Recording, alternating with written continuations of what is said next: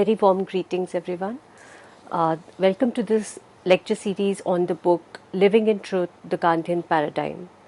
This lecture is lecture number 3, Gandhi's Political Revolution. This book is published by Rupa Publications and the authors are Ramin Jahanbeglo and Pooja Sharma. This is the front page of the book, as you can see on your screens, and this is the full cover of the book. These are the authors which we shall discuss a little later,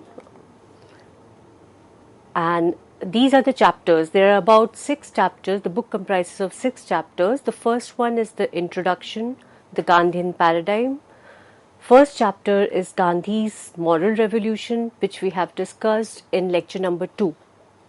Second chapter is Gandhi's political revolution, which we shall discuss today. Third chapter is Gandhi's economic revolution, and the fourth one is Gandhi's ecological revolution. Finally, we will conclude as Thinking with Gandhi. Now, we've been talking about Gandhian paradigm, Mahatma Gandhi's relevance to India and the entire world is greater than ever. I take this opportunity to introduce you to the fundamental essence of this particular book. Gandhi placed the concept of responsibility in relation between political and spiritual. That is described as the Gandhian ethical and political revolution by Professor Ramin. That is wonderfully described by him in this book. Gandhi did not consider freedom as mere pursuit of selfish aim at the expense of others. So for him, the meaning of freedom was totally different.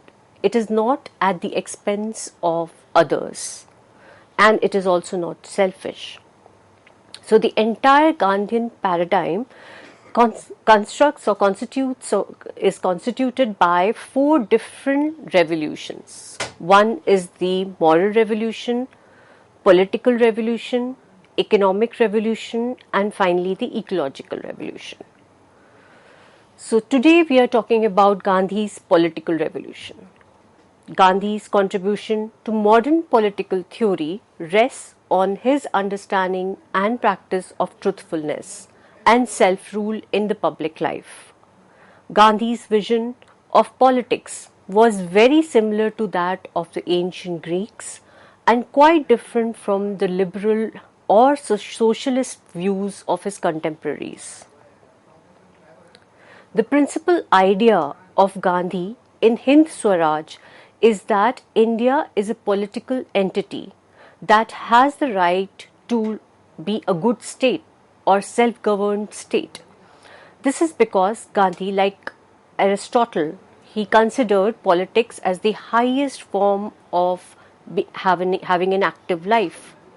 For him, Indians can have a self-rule as individuals and self-governance as a nation, only and only if they can become truthful and undergo a suitable degree of self-transformation.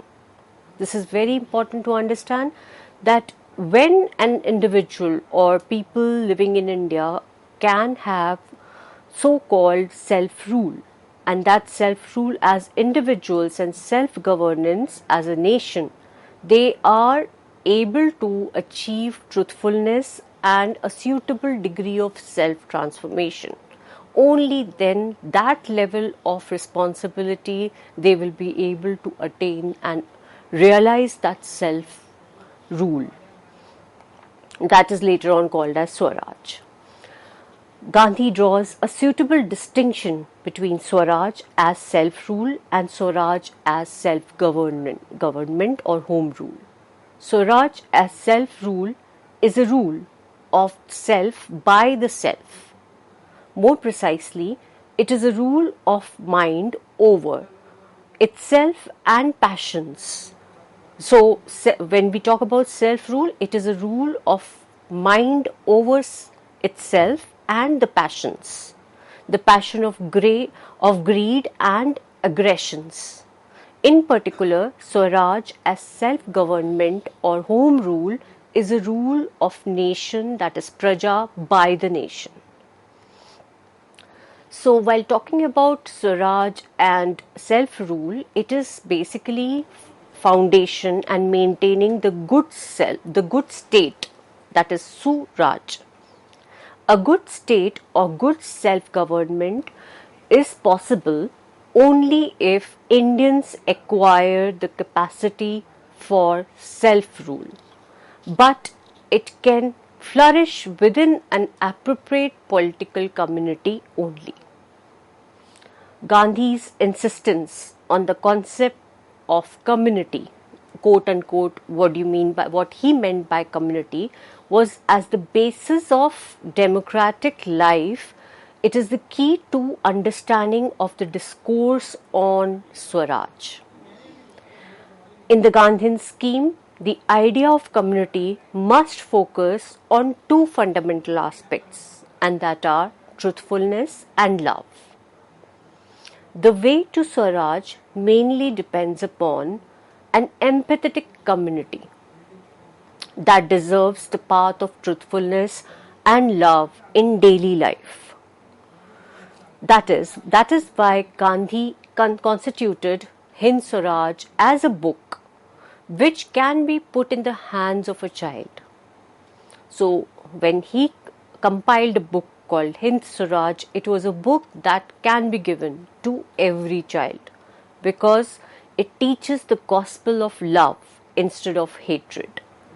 It replaces violence with self-sacrifice. It pits soul force against the brute force. In the Gandhian conception, Swaraj is freedom from all kinds of forces of control. We need to understand that Gandhi was not a typical practitioner of party politics. Therefore, he did not believe in party politics at all, and he was a representative of democracy, and a representative of democracy as the best form of governance.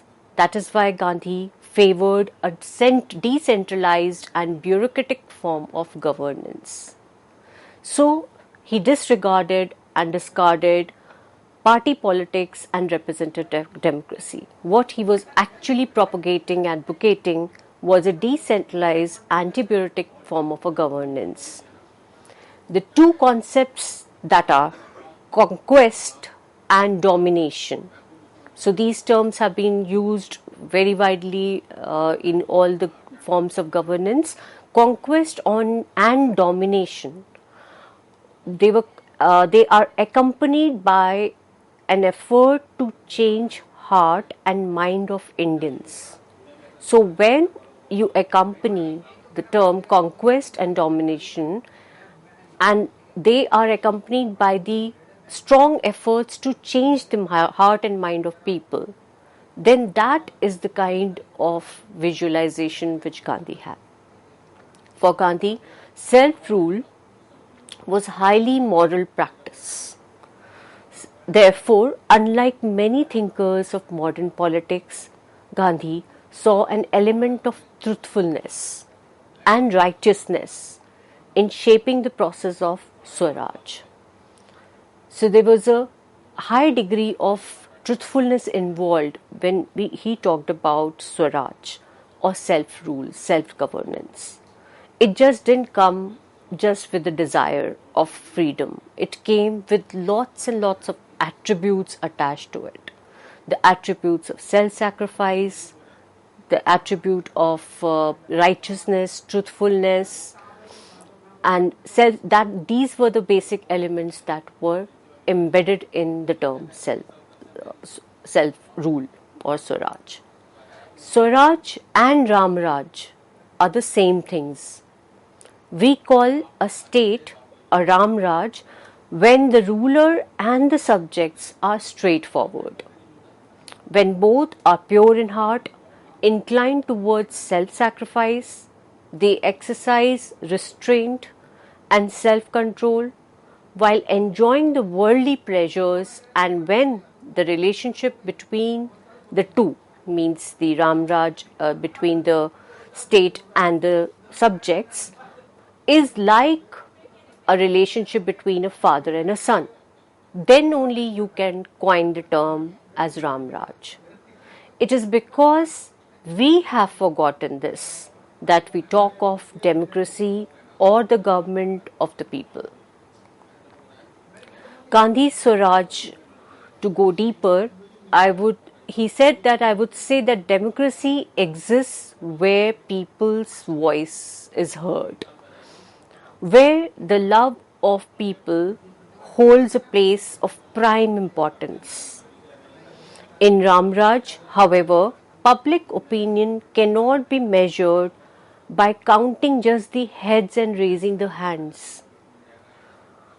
He said that he would not regard this as a measure of public opinion. Just by raising hands and voting will not be considered as public opinion. Rishis and Munis, after doing lot of penance, concluded that public opinion is the opinion of people who practice penance and who have the authority of goodness, the people that have goodness embedded in their hearts. So as he wrote in Harijan in 1942, my idea of village Swaraj is that it is complete republic, independent of its neighbors for the vital needs, and yet interdependent for many things and many aspects. Now this dichotomy and this dual existence of independent at the same time interdependent is what we have long time ignored. So village Swaraj is not just being independent from each other, the village economy, for the basic needs, but at the same time there is a embedded element of interdependence also. And this interdependence is originating from the fundamental fact which we discussed in the moral revolution, and that was interconnectivity. This interconnectedness of humans from each other is something which has to be realized, and then that is incorporated when he talks about the village Swaraj. So interdependent for many aspects, in which dependence is the necessity of the hour. Thus, every village first concern will be to grow its own food, crops, cotton for the cloth, and then there will be no caste, as we have seen today that we have been condemning untouchability and etc. So there is such casteless society and casteless village. Non-violence with its technique of satyagraha and non-cooperation will be the sanction of the village community which he has visualized. The village government will be conducted by panchayat of 5 persons who are annually elected by the adult villagers, male and female. They are possessing the minimum prescribed qualifications also. So these will have all the authority and jurisdiction required. Since there will be no system of punishments in the accepted sense, this panchayat will be amalgamation of legislature, judiciary and executive combined to operate its for a full year of the office. Here there is a perfect democracy based on individual freedom. So the individual is the architect of the government. Law of non-violence rules him and the government and his government. He and his village can defy the might of the world. So it is that powerful. That essence is that powerful. His famous talisman that whenever you see a person, or whenever you are in a doubt, or when you yourself becomes too much within you, then you apply the following test. Recall the face of the poorest and the weakest man you have seen, and ask yourself if the step you contemplate will be helpful to him. Will he gain anything from it? Will it restore him control over his own life and destiny? In other words, will it lead to Swaraj for the hungry and spiritually starving millions? So these are the main key questions which should occur when you're talking about self-governance and governance. Gandhi considered politics as the art of organizing society by empowering the powerless. In that, politics helped the individual realize himself by aspiring for the truth. So politics is basically an aspiration, and which leads to an aspiration for the truth. Accordingly, Gandhi's model of politics was not in service of any particular ideology or a religion or political party. Gandhi's envisioned politics as a capacity of self-organizing the public space of individuals. From the Gandhian point of view, political self-rule went hand in hand with individual self-realization and self-regulation.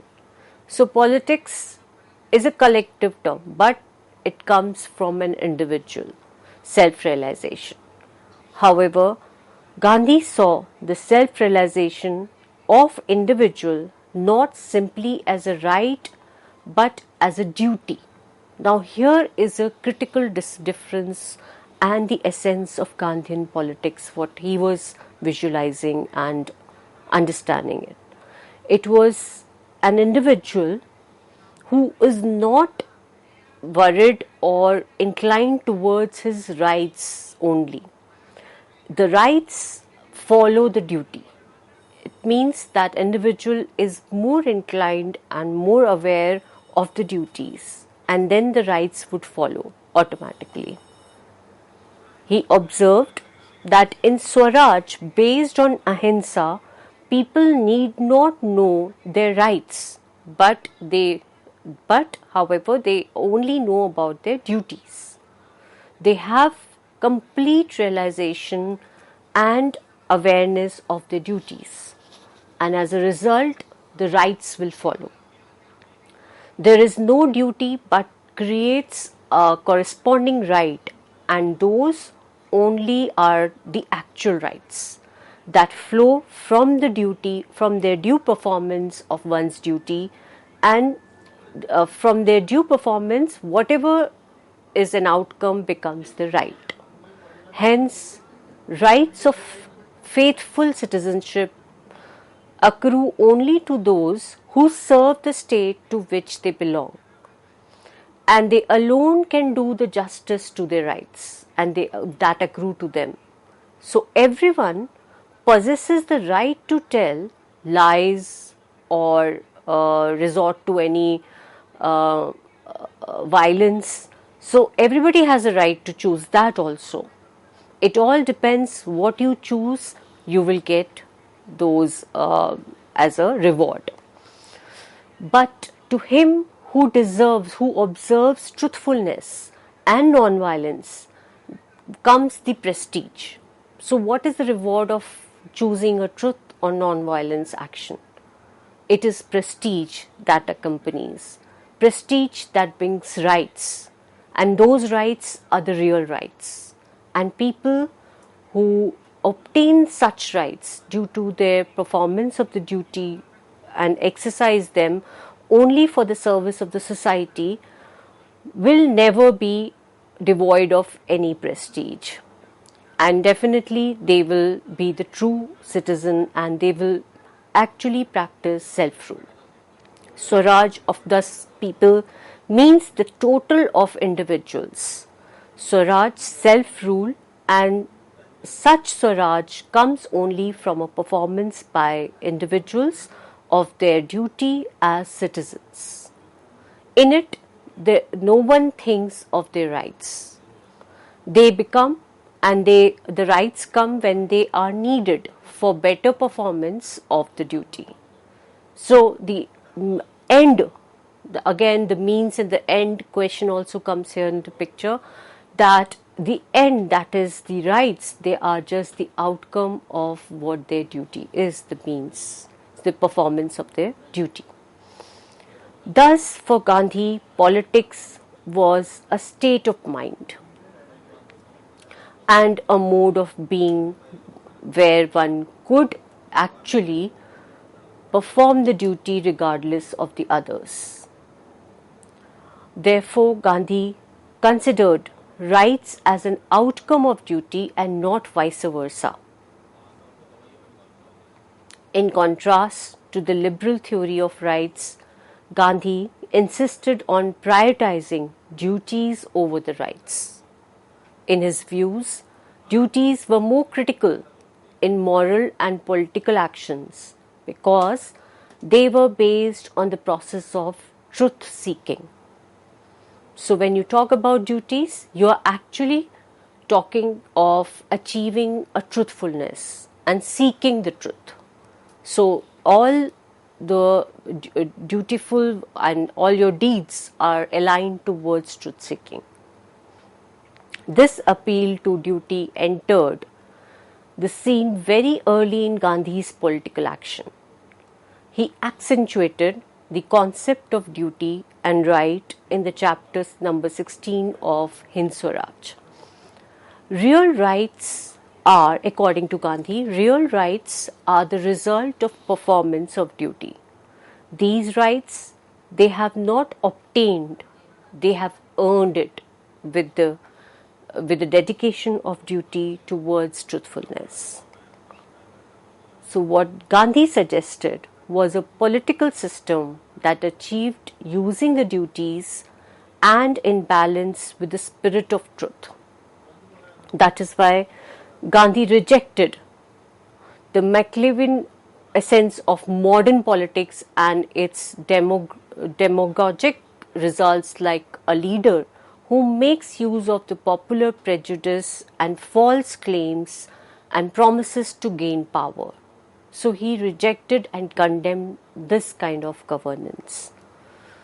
His appeal to the duties and the responsibilities of the citizen as the center and self-governing politics was based neither on the Manichaean the distinction between the friend and enemy, nor it was based on the violence intervention of masses. As a matter of fact, Gandhian political revolution was beyond both the common party politics and mobocracy, that is the rule of dominance by masses. So this was beyond what we can visualize as party politics or domination of masses.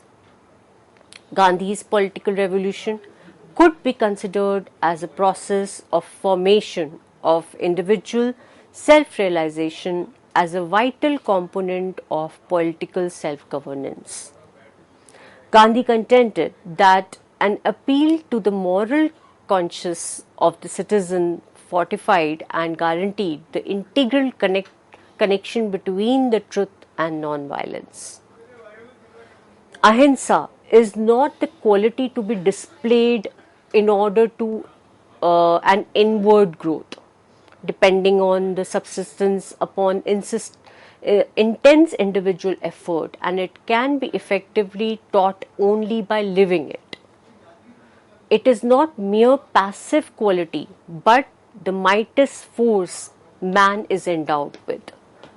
Gandhi's appeal to the duty of citizen was ultimately an appeal to the moral conscience of the individual in the pursuit of truth and non-violence.